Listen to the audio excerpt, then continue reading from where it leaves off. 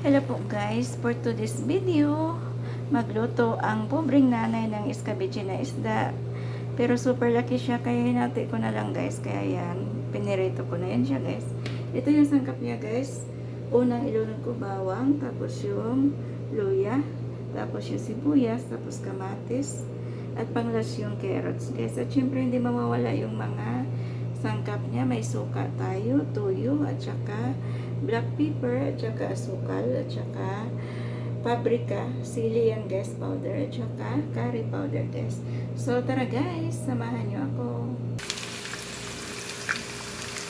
And guys, kailangan natin ilunod yung bawang at saka luya, at saka yung mga kasunod na sangkap guys, isunod na rin natin para maging madali na tayo.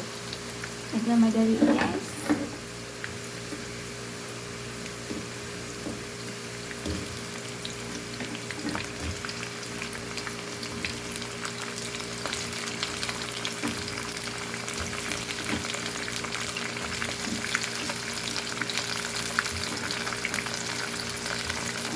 Na ilagay na natin ang ating mga ibang sangkap. Ayan guys, ibuhos na natin ang ating asukal at nalagay na din natin yung mga powder. Ayan. At lagyan na rin natin ang suka guys. Ako pag nagluto, hindi na ako nagsusukat kasi kabisado ko na ang lahat.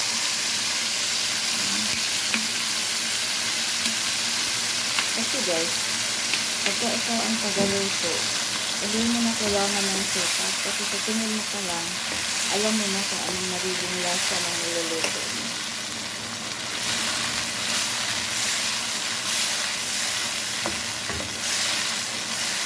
Ayan ito guys. Ngayon, pwede na natin ilunod ang ating carrots.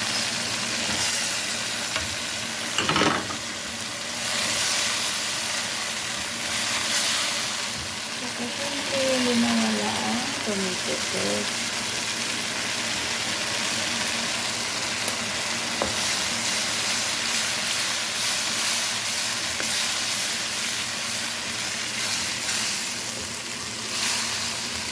Hintayin natin hanggang sa luto.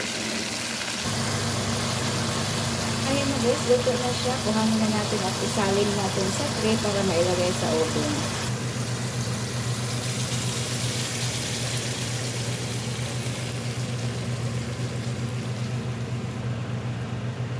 So, ayan na guys ang ating finished product guys. Lagyan na lang natin siya ng fuel para mailagay sa oven.